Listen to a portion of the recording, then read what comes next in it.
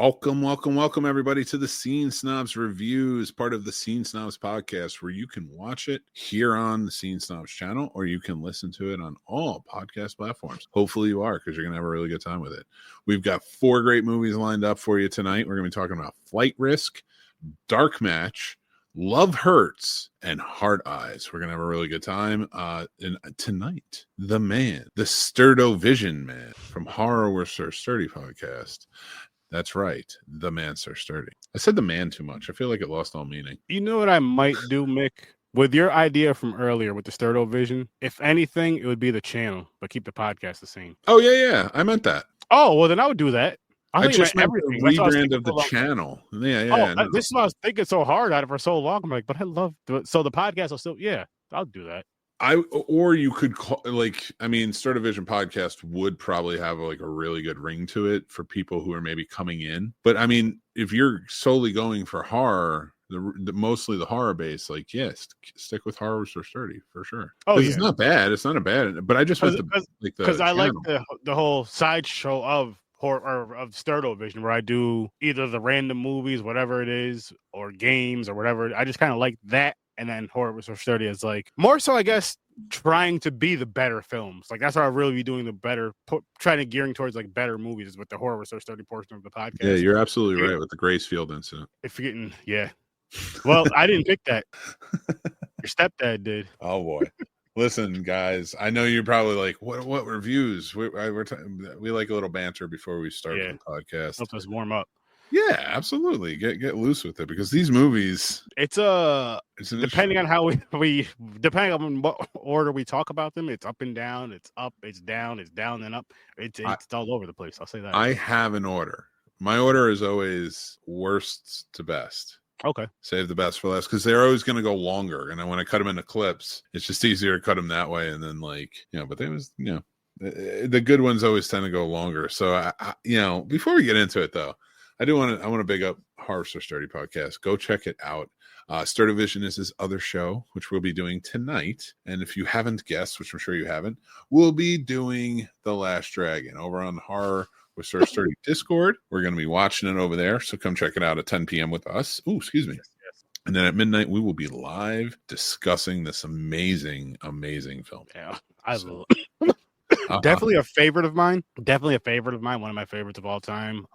Which we'll get to. I'll give you the whole story about the connection to it on. Yeah, when we get to Sturdo-Vision. Yeah, we got to save something for the show tonight. I brought up water. I just brought this up too.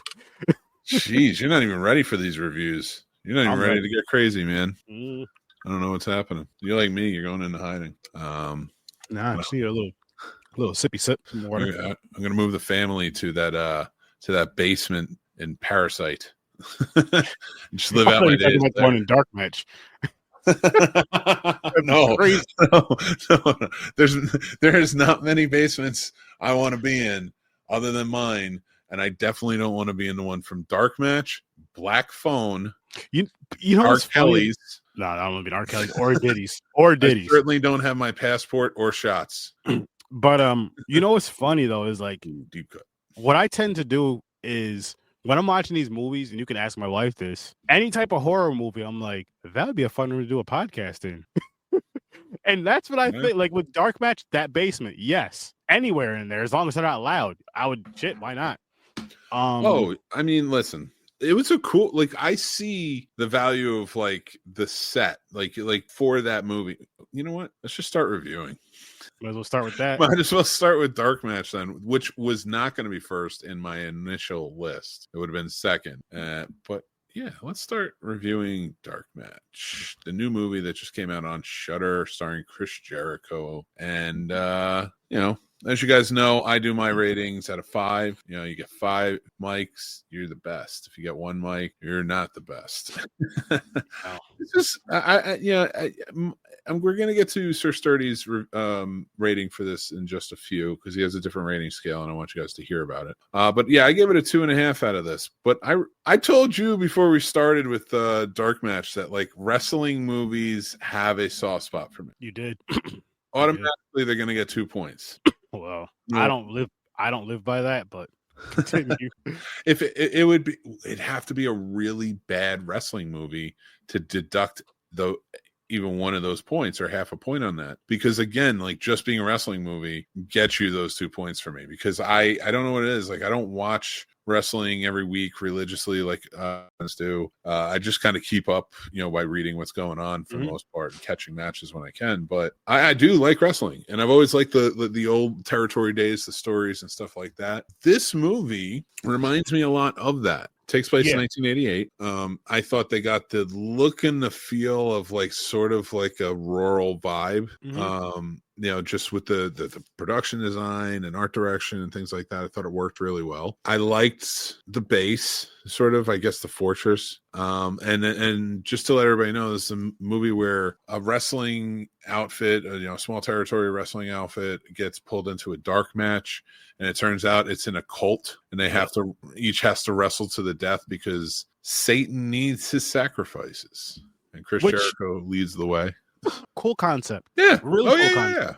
For sure. Executed horribly. Really? You didn't like this, huh? What was your rating? hated this movie. Wow. Okay. Because I got a really different vibe while we were watching it. Like, well, what bothered me was there wasn't nearly enough wrestling in it. I think they should have had enough wrestling. I think they should have had more wrestling in it, and they should have had more matches and just more matches than they did talking, but matches to where it made you kind of care about the characters, the main ones that they showed, at least. Yeah. Like the main ones that were throughout the film. And they didn't do that. They had like an introduction for the movie. Sorry for coughing. They had an introduction for the movie with some fun wrestling.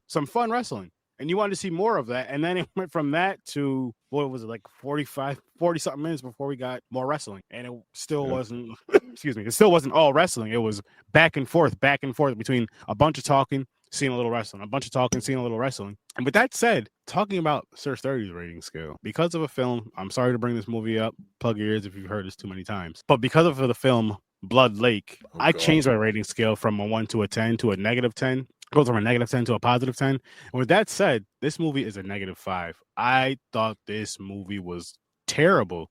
And it's because they didn't have enough wrestling. You can't be a wrestling movie and not be based around wrestling. Like, have a lot of wrestling. I don't care about, because I would say I would care about the behind the scenes stuff more if it was better behind the scenes stuff or it was like a better story. But the story sucked. The story was horrible. No one cared about the story. So you have more wrestling.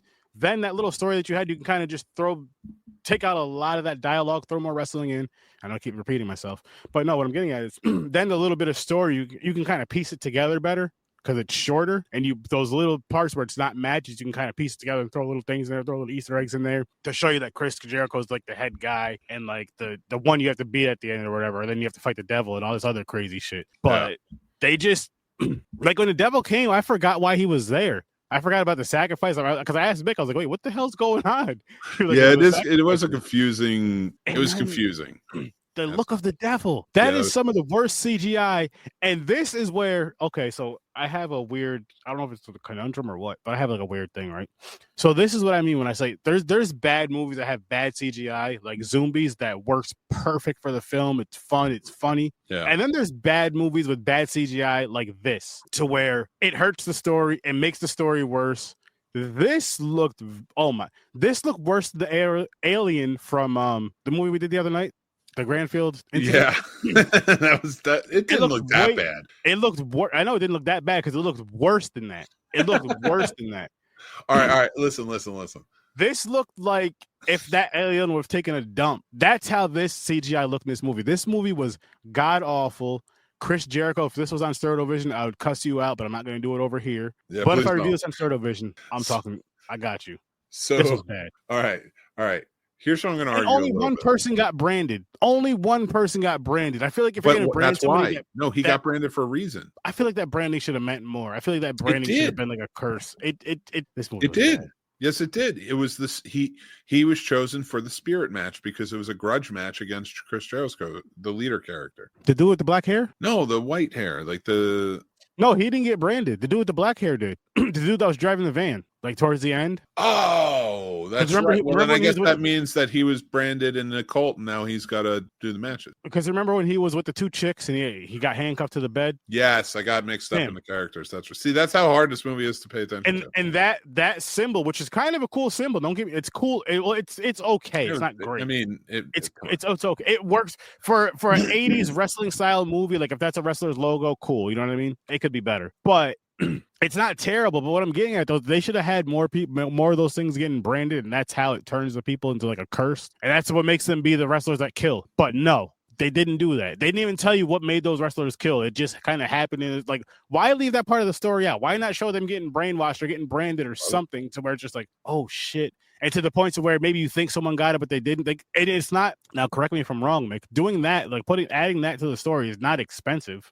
I'm assuming. Story-wise, no. I mean, no. It's just some backstory. And you don't even have to show everyone getting branded. You could just insinuate that everybody's in like this big ass room, and you see maybe 2 people getting branded. Then you see other people going through that door to be next. So it doesn't even have to be a thing where it's like a visual effect over and over. You know what I mean? Or just whatever makes them kind of change. Yes, I know the one guy was drinking. He didn't really change. He just got really fucked up and passed out. Well, I didn't because they left a lot to. Well, the thing is, they left a lot to for you to figure out. Like they left a lot of context clues, but at the same time, they're disguised behind stuff that really didn't make sense. Like, so all of the heels that have been working at that wrestling thing were sent there. Or not the heels, the baby faces. I'm sorry, all the good guys were sent there by Jericho. He used to be a wrestler, and he lost them. He lost the match, so he like was his last match too? Huh? Was it his last match or just a big match? It was a championship match, but the white-haired dude beat him. Yeah. And he fell off in popularity, and then he became like a cult leader and gained it back as the leader. And now they sell snuff films, wrestling snuff films, and like it's big money. But I think he was truly about the ritual and like waking the devil. He was all in. It was the other guy who was like, no, we needed to sell the stuff. I get it. I get, like, again, wrestling movie gets an automatic 2. I only gave it a half on top of that. So like, and that goes, but listen, I want to say I appreciate one thing. Yes, the Satan at the end, that was bad. It was almost like they had a movie with the practical effects and props budget that was really good, and it stretched the budget, and it worked well, and then they hit a wall at the visual effects side. But I think they probably should have spent less money on Chris Jericho and more money on the CGI at the end, or have dropped the Satan thing altogether. I say both, because you didn't need Chris Jericho in this movie. They barely showed him. They barely freaking added a gravitas to it. I guess. It actually would have. Honestly, if I'm being real, like it would have been cooler if it was Undertaker. It would have made more sense. Yeah. I know. I don't know if he's independent. Like, I know he still works with WWE sometimes, but like, I think he's retired, so he could have probably done it, which I think would have been awesome. Would have made sense. I think he has that gravitas for the cult leader thing. Definitely. I mean, he had a cult in WWE at one point, so it would have been with the corporate ministry. The ministry. that was a fun one. But but dark match, like, not to pay, but whatever. I mean, I do like Chris Jericho. I didn't mind him in the movie, and I'm because he does wrestle in the end, and that made sense, and he led it. So like, I dug it. But this movie offered some fun things, though. I think it spent 41 minutes in the beginning too long trying to set up things that it was kind of back ending or shoving in behind certain dialogue. Like, where did the other wrestlers come from? You find out like his daughter was one of them. So like, he sent these minions to go be the heels or be the baby faces over there and set all this up to kill the heels and sacrifice. Can we bring that up really quick about his daughter? Because my whole thing is, it's like, okay, I understand you want your daughter to be tip top best wrestler in the world. I get that. Yeah. Why have her in a death match when knowing that there is a chance that she could lose this match, which she does? I think it's hubris of just being the leader, thinking that your power is gonna. Okay, that's fair. I kind of got that vibe from him with a lot of it, because he freaks out when she dies. Actually, I give him the credit with the acting on it. Like, he does show a lot of emotion when she dies, and I'm sorry if I'm ruining it to anybody, but you're not really. It's death matches, but like someone's gonna go, and the person on the poster is who she wrestles, so you can put two and two together. Yeah. But for me, like with this, like she does, like when she goes, Chris Jericho freaks out, and that's like that was almost his main course. Remember, the guy's like, you got to stay towards the rituals. You got to stop this, forget it. Mm-hmm. I thought they played that well, and then it added that layer. But like you're right, like dumb down the first 40 minutes. I didn't need the relationship thing that big of a deal. They could have just been married and it would have worked. I didn't need a 7-minute intro. I know it's exaggerating, but you could have just had more story about the setup of everything. With the intro, we got wrestling. We got what we wanted in the intro. But I could have taken a whole 20 minutes of training with the wrestlers. Fair. Where they're talking and like they're giving like this, who they are, because I needed more connection and chemistry among them. That's what I needed to care more. And very fair and very true, actually. Like I would have loved that too. Training and then a match even the lead up to the match, some sort of fucking rivalry, something. Sorry for the F word, something. But they just better than we got.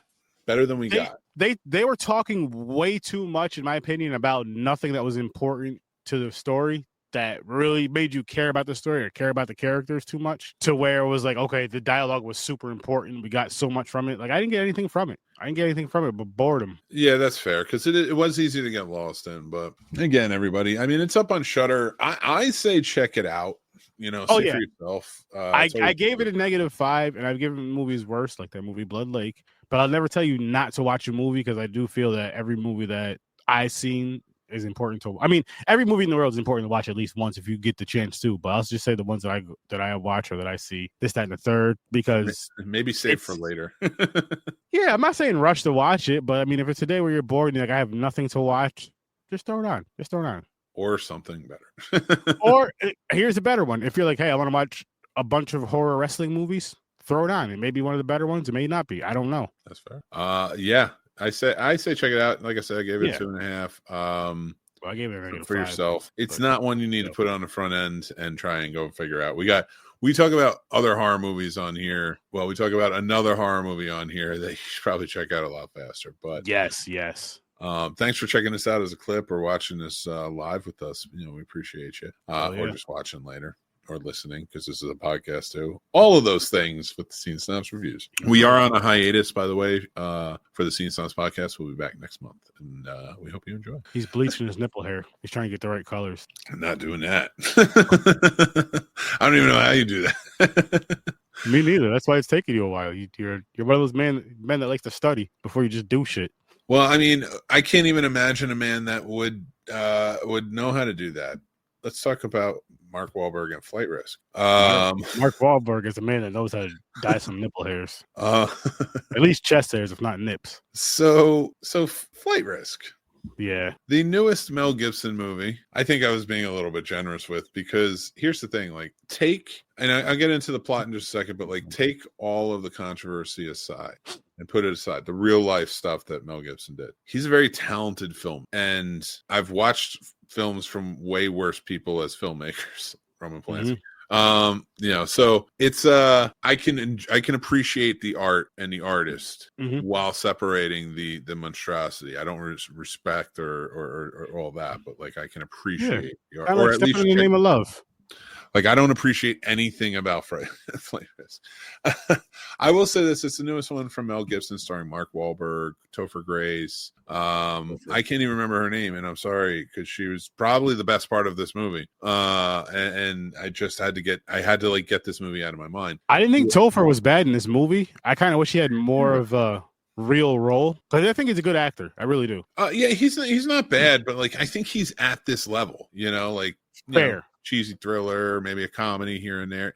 He seems like he would play like the brother-in-law in like a romantic comedy. Really, what I do think? I think he'd be really good in a horror movie. He could, yeah. I think because like he did play scared in this really well. Like maybe like a scientist in Jurassic Park or something. Well, not even Jurassic Park. Maybe like a paranormal or a slasher. Because I think something like of how he was with. Of course, not to the exact key of, but how he was as Eric Foreman, with kind of like the scaredy cat kid and like the awkwardness. Ooh, I got a good one. We team up Topher Grace and DJ Qualls, and they play brothers.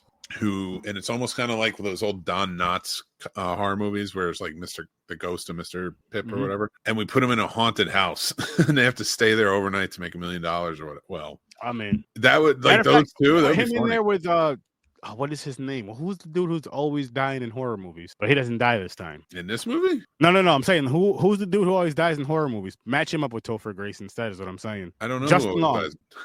Who loves? Oh, Paul would love that. Paul loves Justin Long. Just you put those two in there, or you had like 4 awkward. You had 2 more kind of silly, awkward type of people or whatever, and boom. We're making our own movie instead of talking about Flight Risk.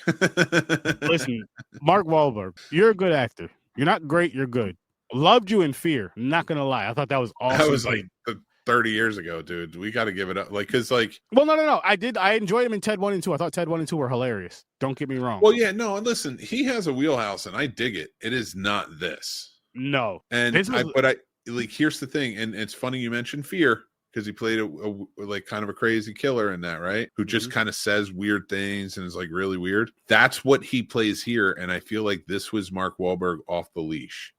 It didn't work. It didn't work, but it's also kind of like, dude, what's wrong with you? Like one of those sort of things. Like this whole movie, like the second he opened the door, I'm like, you believe, like yeah. It's kind of like after election day when you're like, seriously? He didn't look like he had the credentials.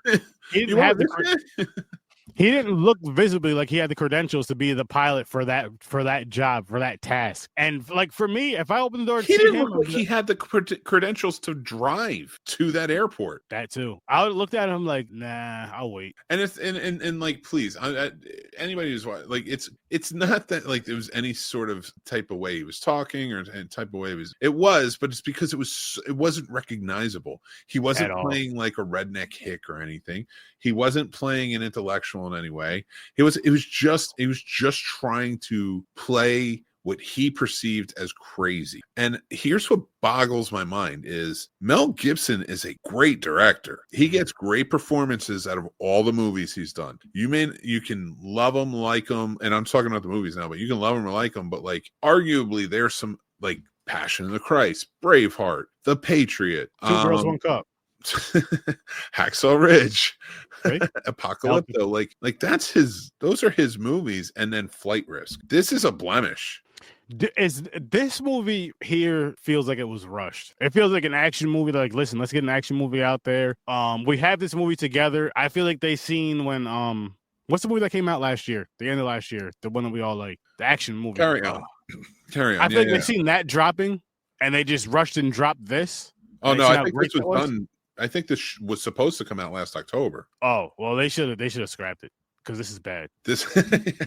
I don't disagree. And like it was a bad movie, and I gave it a 2 because it still looks good, and everybody in it acts really well. Like the guy on the radio that's helping her fly the plane, even when she's talking, like Leah Remini plays like her boss, who she gets in trouble when she goes to the other boss, and like it's this whole thing, and everybody acts with good intent and has a lot of intensity, and it's very thrilling.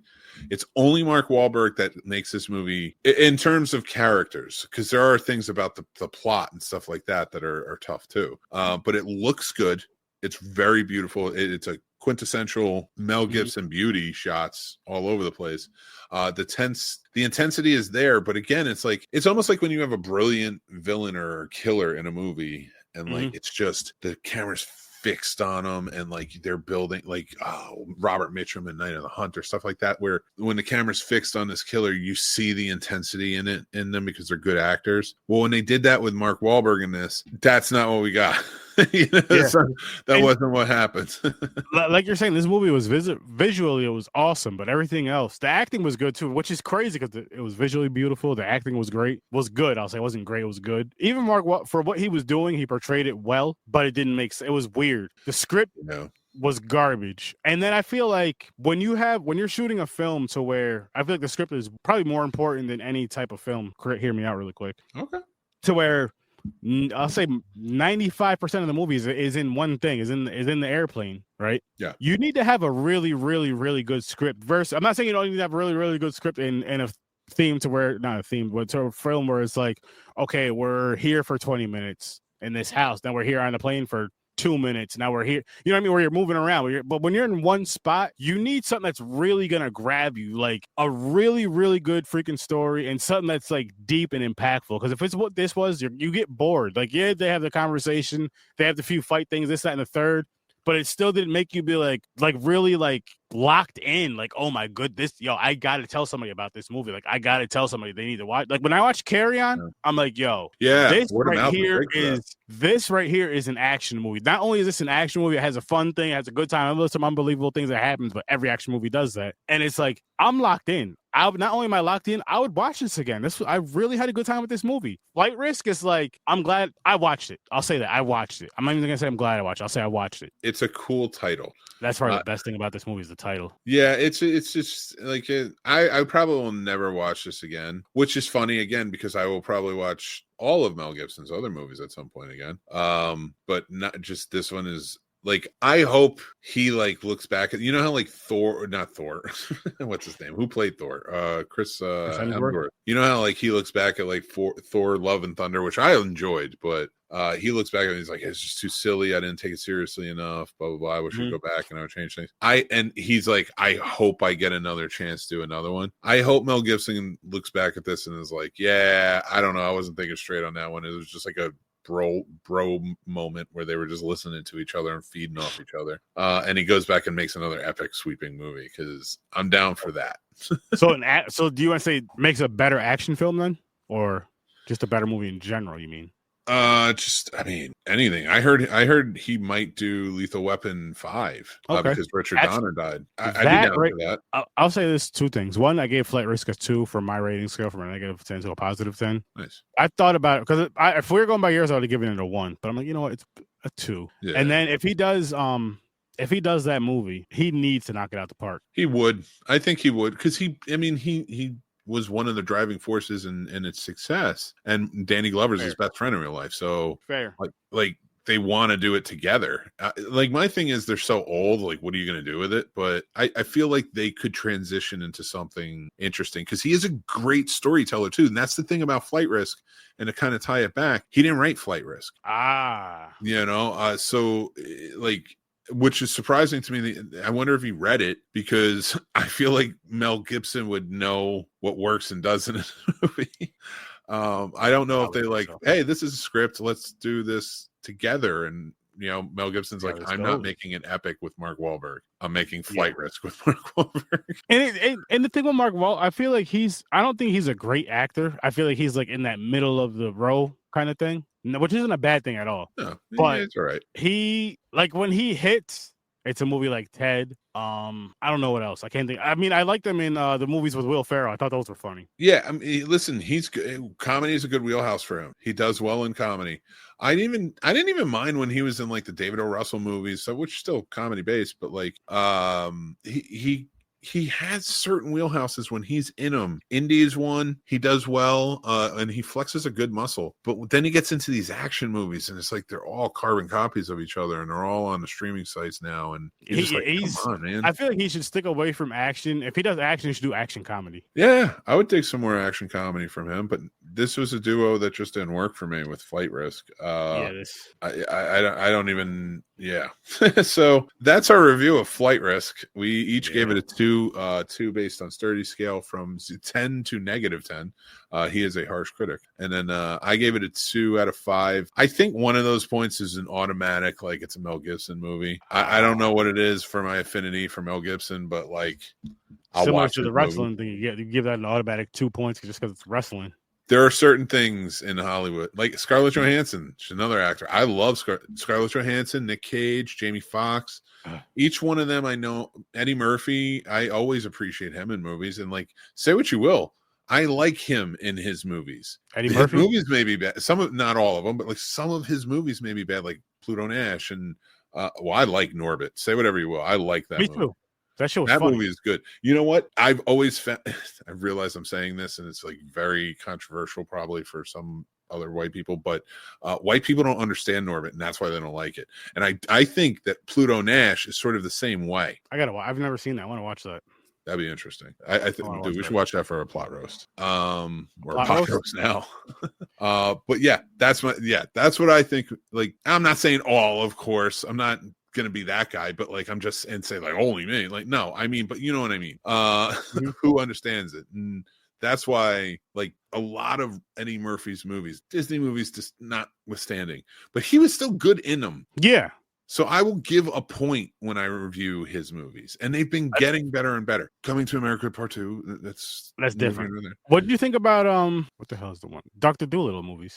I like the first one the most. I didn't mind the second one.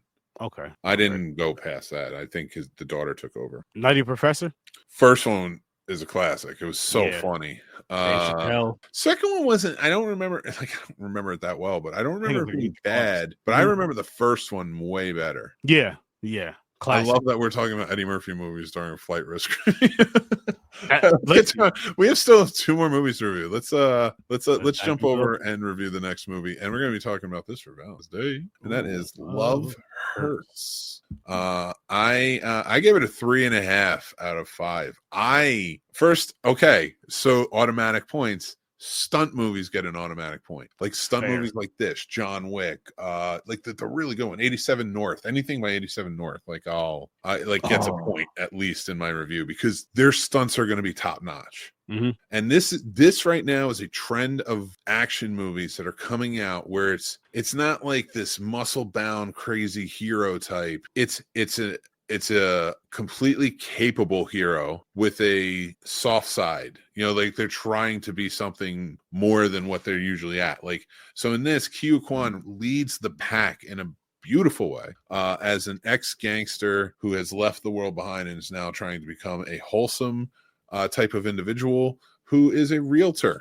And he does great work. And I got to tell you, once it kicks off and his brother, who is also a part of the gang, wants him back, and his crazy psychotic love interest, played by Ariana DeBose, who finally gets to flex some muscle since like the West Side Story. I feel like she's always been like, she's a good actor and they haven't been utilizing her well and stuff, like especially Craven.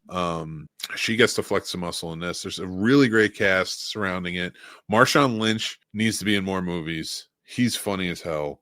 I love Marshawn Lynch. And that's crazy coming from a 49ers fan, but now that he's retired, he's fucking hilarious. He is so funny, dude. I loved Love Hurts. I will watch this again. Same. It's a little on the gory side. There's a lot to it. Like they add a lot of elements, and I think those elements, like the secretary, or I don't know what you call it, the assistant or whatever, who finds the knife wielding maniac who bounty hunter who writes poetry and was there to kill him originally, and like falls in love with his poetry and falls in love with him. Like that's a cheesy, campy thing, but it works in these same type of movies, in my opinion. Dude. It's a good the henchman, Marshawn Lynch, and the other guy, I don't know his name. Forgive me on that. But I've seen him. I think he's been in other stuff. Like he's a stunt man, and I think this is that, which is also cool that you see more stuntmen getting some more limelight action. They played like the bumbling henchman the whole time, talking about like relationship stuff. It's such a cliche, but I had such a good time with it. Same. It like, you know, I feel like a lot. I'm not gonna say everything they did in this movie hit, which I gave this movie for my rating scale. I gave it a 7.5. But that's about mine. Yeah, I just had such a good time with this. Again, with the comedy of it, with the action of it, with the gore of it, and the story didn't bother me. Like the story, and here's the thing with this movie compared to the other films is the story you didn't really care about too much, but it didn't take over the action or the comedy. Like you got a lot of action, you got a lot of comedy, and then you got the story. You know what I mean? And with the other movies, I feel like you got more of the story that you didn't care about and less of the action or whatever there should have been in those films. Or not enough story, for one. There's nothing convoluted about this story. He and his brother were gangsters. He was assigned to kill this woman, but he loved her and couldn't, so he let her go. He left the life, became a realtor. Now the brother wants him back because he knows the woman's alive. That is a simple tale. It's been told before. There's so many elements within that simple tale that have been plucked from or used in other things that we recognize. So I think movies like that, where you know you're getting offered a lot more within the movie, personally, I find that framework fine, because Yes, I'm a big story guy. Yes, I believe in a lot when it comes to writing and such. But in big action-y movies like this, like that's such like a cheesy thing to say. It's not professional at all. Action-y movies, but like big professional stunt-driven movies like this, boom. So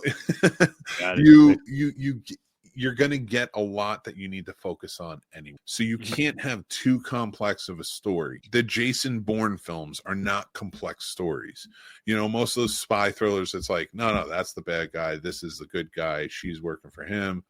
Turns out they're the bad guy. You know, and like you can twist it up, things like that, but it's still simple beats. You have to have it in these films, but this is still, it's the characters that drive this story really well. Yeah. You care about the fact that the brothers are just like, you know, separated and like and the connection. And I will say this, Sean Astin's in this movie, and Sean Astin's been in 2 other movies with that I know of. I think it's just Encino Man and of course the Goonies.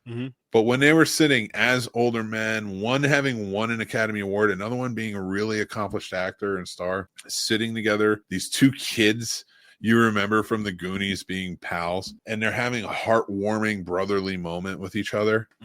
God, that felt good, man. It hit me right in the nostalgic feels. Which is awesome. Which is so awesome. It wasn't cheesy either. Tells you we don't need a Goonies sequel. Do stuff like this instead. You know what? Actually, that made me think of it. I was like, you know, I don't want a Goonies sequel. Get the whole cast back together and make a, you know, I don't know, make something like this. You know, an action adventure or like a horror adventure or something like, but we're stunt coordinated, but like the Goonies. Even if it was the same crew together, don't call yourself the Goonies. Say it was the same crew together doing whatever. But it's a completely different movie. Yeah, I mean, I wouldn't mind. You can write an ensemble cast with the Goonies cast and make it a complete. It doesn't have to be a you know, like a treasure hunt or anything. Nothing to do with them being like tied into. Here's how you get tied with the movie. Have them watching the movie at some point together, maybe talking shit about it. That'd be fun too. They've done some cool stuff. I think they did reads for it during COVID and stuff. So it is nice when they're together. You know, they're friends and friendly with it, and they all have like a really nice affinity for the movie. Which I think which would make it even more fun for them to say if they're all in a movie together. Say it's something like this where maybe it's a horror comedy or a comedy like this, action comedy. I'm just like, what is it? Who would watch this stupid shit? I can't believe they let these kids be in this movie. You know, stuff like that. Because why not? It'd be fun. You know that they really love it. It's fun. It's funny. And what that would do is make more people, possibly make younger people that would go towards a movie like, say, Love Hurts, if they did it in this movie, go and check out that older movie versus putting a sequel in 40 years later that only our old asses are going to watch it and complain about it. And the younger kids aren't going to give 2 shits about it. But if you do it like that, then it's like, okay, it's kind of like putting the medicine in the candy. And then it's like, oh, now let me go check this out. That's cool. Yeah. Well, and then the nice part about this is, so compared to a John Wick, which is a super simple formula, gangster kills dog, John Wick goes and steals his car. Steals his car. Yes, steals his car. Steals his beautiful muscle car. I believe it was a Mustang. I don't know the year. So it turns out John Wick was actually the biggest hitman on the planet and the scariest hitman on the planet. Yeah. And then he kills everyone until he can get his revenge. But that's an even more stunt-heavy movie. Like this added to the story, like all the stunts and the music played such a beautiful part in it. It was really well choreographed. I had so much fun with this one. I love this movie. I will definitely watch this again. I'm going to make sure to show my wife too. I think she'll really same. I think my wife would have fun with this one. I think I keep them coming. Keep these fun. Yes, the guys are like they're a little more sensitive. They're a little more relatable. They're not like these crazy steroid driven. But they can still kick ass or do what they got to do, whatever the task is. Oh my god, the fight scenes in this movie. Like, I would never want any beef with this little dude over here. Like, if this dude was like, listen, Mick said something about me, I'm gonna slap him when I see him, I would say, Mick, just block. I'm not getting in this one. Remember when Short Round was kind of getting his ass kicked in Indiana Jones and the Temple of Doom? This guy right here was Short Round, by the way. Ke Huy This is why he learned martial arts, because of those. Exactly. He's like, that's never happening again. And he shows it in this. I am so happy to see Ke Huy back in the fold, like, because he was on one of my favorite episodes of Tales from the Crypt. So he always has been like an actor that's been in my mind, and I like whenever whenever he would pop up somewhere, and I'd always recognize him. And it was because, of course, Goonies, things like that. I mean, listen, Goonies is the first place anybody's going to recognize him, right? But this Tales from the Crypt episode I liked, where is actually in the movie, the character's dad dies, and Corey Feldman was in that episode too. That's a show we should watch. We should check that out. Okay. But yeah, I love her. So it's great to see Kyukon. I hope we get sequels of this and put him in more stuff where it's like this, or Everything Everywhere All at Once. Like, he's very good, and we need him in it. I agree. I want to see him in more movies where he's fighting and shit, because I love that stuff. And Yeah. I love like the hand-to-hand combat. I love the weapons that they use in more martial arts style movies than guns, because guns are boring, and especially in movies they're overused, they're boring. They're great in 80s action films, maybe even 90s, but then after a while it's like, okay, we don't need them anymore, or here and there, but the martial arts stuff is so much freaking better. Agreed, 100%. All right, let's get to our last one. Thanks for watching this. If you're watching as a clip or live or listening to it later, thank you. Let's get to the next one. We're going to be doing Hard Eyes. This is the new Valentine's Day horror movie that's come out, directed by Josh Rubens, who previously directed movies like Werewolves Within and Scare Me. Now, I will say this: Werewolves Within and Scare Me are both fantastic movies. You should check them out. More on the indie side. I think this is a little studio backed a bit more. Might have been independently made, but studio backed, maybe for distribution or whatever. And a little bit of the budget, because this one, I love those other two movies, and they look great. They have great horror comedy. This one might be his best film yet, showing his growth. This right, I will tell you, as much as I like other holiday themed horror movies, especially the Valentine's Day one, this is my favorite Valentine's Day horror movie. Ooh. The right amount of horror, the right amount of comedy. I really like Josh Rubin's style. I think with his comedy adds such a great element to his horror. The goriness was even more amplified from his other movies, and it just held up perfectly. The kills were cool. It has throwback slasher vibes, but with like new modern day twists. Like, you have this couple in the forefront, played by Olivia Holt, and I forgot the gentleman's name who plays Jay in it. He's the main character. He was great. I want to see him in more stuff. He played the older brother in the Scream movies. Okay, yeah. Not the older. He was a twin. Sorry. I know what you're talking about. Yeah. He was in that, and like in this, he was such a commanding lead. He was funny. That squad car back and forth was hilarious. Yes.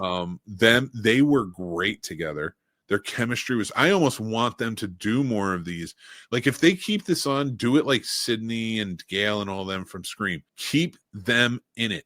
Every movie is them trying to stop or evade the Hard Eyes killer in some city. And like, if you're going to keep it going, like Happy Death Day, you make sure that lines up. You don't go to somebody new. These two were fantastic together.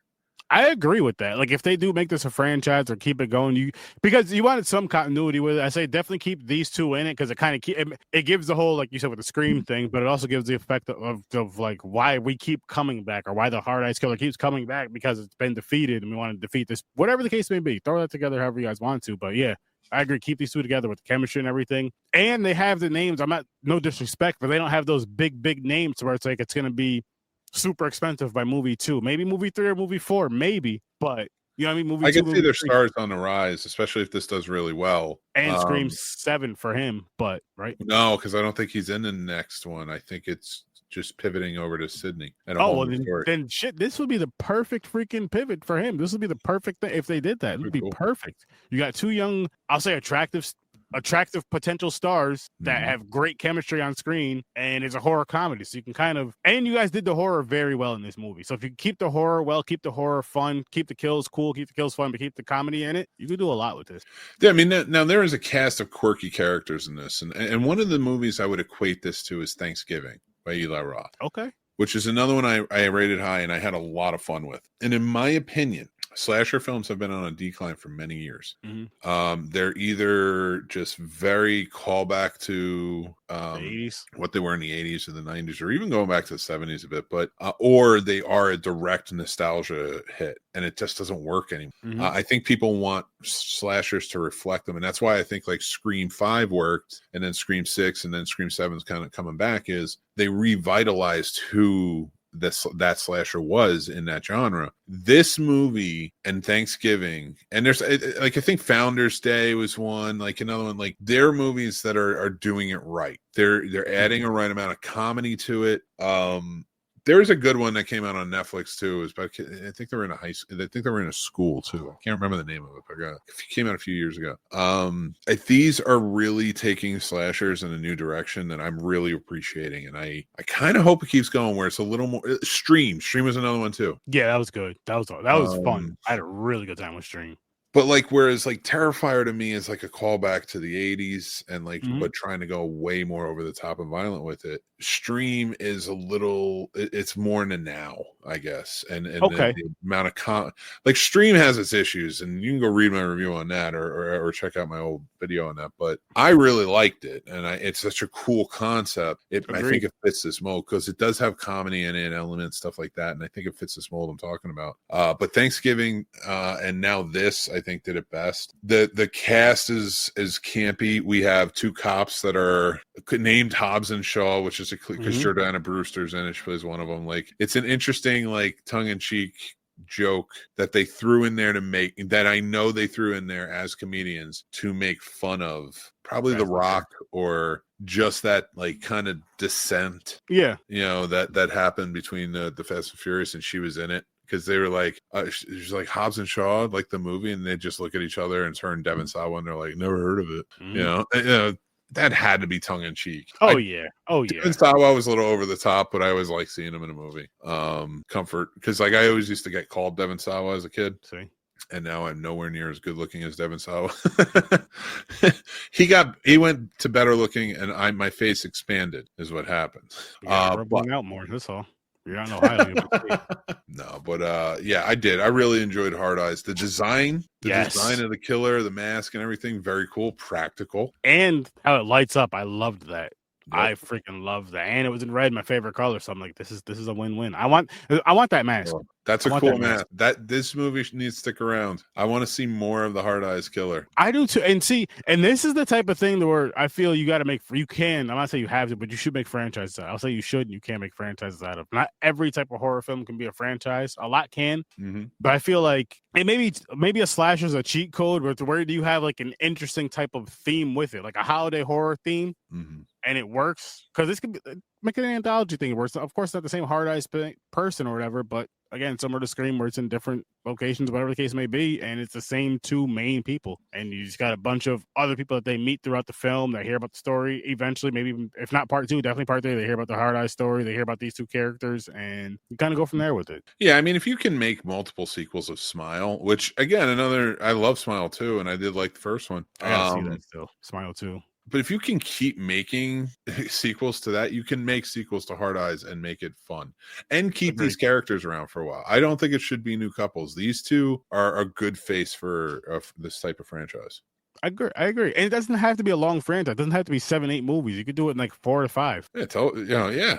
Just or make it a trilogy. Like, because you've already established in this movie that there's copycats. Yep. And so like it's an interesting idea, and not to give anything. I'll say this. I don't want to give anything. I won't give anything away, but you can even make if you wanted to, you can make the last movie to one of them is the killer or is behind the whole thing. If you wanted to, you don't have to. Maybe you shouldn't. You need, or maybe make them both the Hard Eyes killer at the end. You're getting into serious Scream 3 territory. Yeah, that's true. And I hate the Scream franchise as a whole. But it is a good template for something like this where you can definitely. Build up. I keep the comedy, of course, because it took the horror seriously as well. Loved it. Josh Rubin, great job on this. Check out more of his stuff if you haven't checked out. Scare Me just takes place. It's 2 characters in the movie just telling scary stories to each other, but with the sound and the lighting effects and all the practical effects that go into it, it is amazing. I thought they did such a great job. I think you'll really like it. You'll all really like it. Werewolves Within, another great horror comedy you'll appreciate. But yeah, go check out Hard Eyes if you can. I gave it a 3 out of 3.5, and you gave it a 7.5, right? 7.5. Yeah, this was awesome. Yeah, This because was you awesome. do Actually, you know what? I'm gonna bump that up to an 8 for this. I like I'll it. bump it up to So an 8. Sturdy, for anybody maybe watching this as a clip, does it from 10 to -10. We already got a negative movie tonight, but you gotta go back and watch the whole Yep, the whole show or listen to the podcast for that. But yeah, 8's a good solid one. I don't know if I would go to 4 with Hard Eyes. 3, I feel safe with 3.5 on my to my 5 scale. Yeah. But very good movie. If you're looking for a cool horror movie to go check out and it's in theaters, go check it out and support. And then I did though. Yeah, I really liked Hard Eyes. Same. But yeah, that's our reviews. Before we get going, Sir Sturdy, please tell everybody about your channel, your shows, and where they can find you. First, I'll kick it off with Popcorn and Pints. We do that we're not doing one this Saturday, but we'll be back next Saturday at 9 o'clock Eastern time. And we're going through all the Bond films. It's funny, I just created the episode today, but I do not remember the films that we're doing next week. Okay, so next week is so if you guys are looking for it, go to Popcorn and Pints.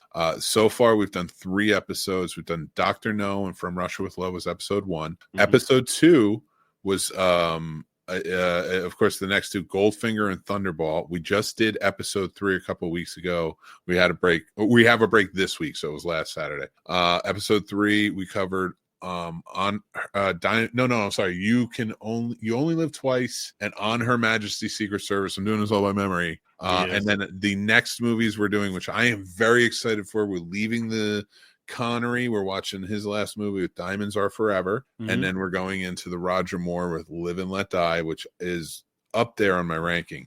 I am way ahead of them. Yeah. I'm on License to Kill right now. I'm ahead because I'm doing full reviews here on the classic film reviews. Like the full reviews are over on Popcorn and Pints. Classic film reviews are like behind the scenes snippets and legacy and stuff. You can go check those out. But I'm having a ball. I'm having a ball talking to you guys about it. Oh yeah. It's been so much fun. And you guys I'm not going to spoil it for you, but all I'm going to say is Chris has a very important task for these Bond movies. And it's a task he put on upon himself. He's been taking it serious. You want to know what I'm talking about? Tune in to Popcorn and Pints and you'll see.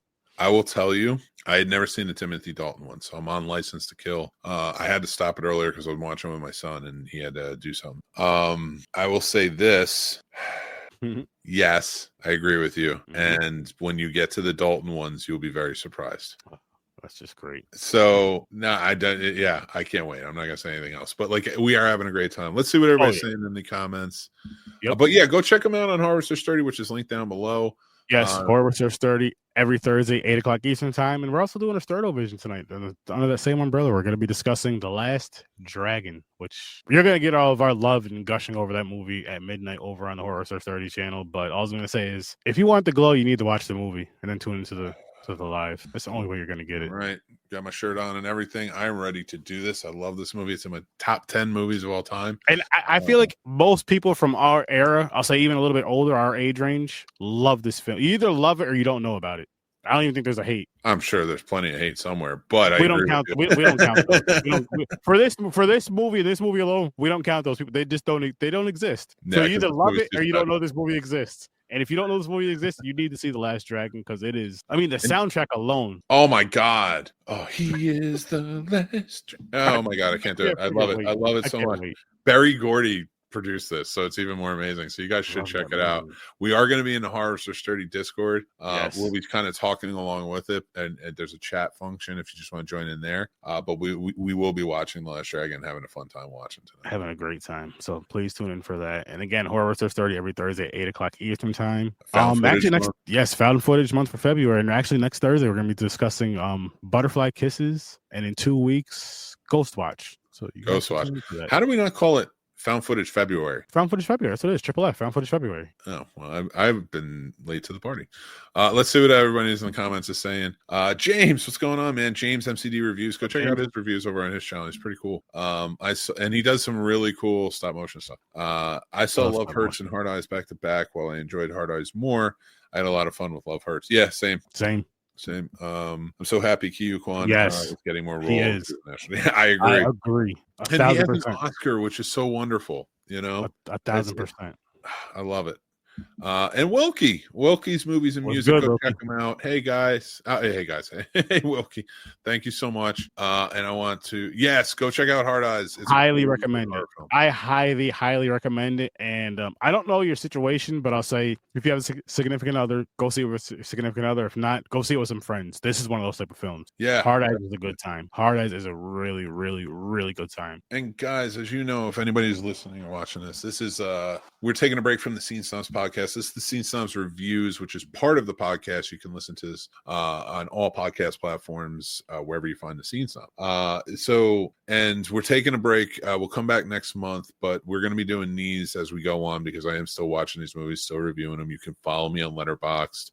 Go check out my reviews there. I am Substack now. My reviews will be up there, and I'm writing other things as well. Would love to have you. You can see all that link below. I do want to say next week I will be live again at the same time, and I will be reviewing September 5, Captain America: Brave New World, The Gorge, and One of Them Days. So hopefully you guys will join in. Goes through. That's a good song, Mick.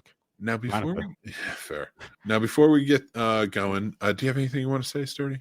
Yeah, I do actually. Let's try to be kinder to each other in these days. There's a lot of crazy stuff going on in this world, but let's try to be kind to each other and listen to more DMX and Kendrick Lamar. I agree. And you know what? Also, never get a massage at the Winchester Massage Envy. But with that being said, I definitely agree. Be kind to each other. Be kind to yourselves. It's very important. And make sure you take care of yourselves. All right, everybody? But until next time, I'm Mick Manhattan. This is the Scene Snobs. Make sure to like, subscribe, join the channel, join the Snob Nation. You can follow us on Patreon. Everything's linked down below.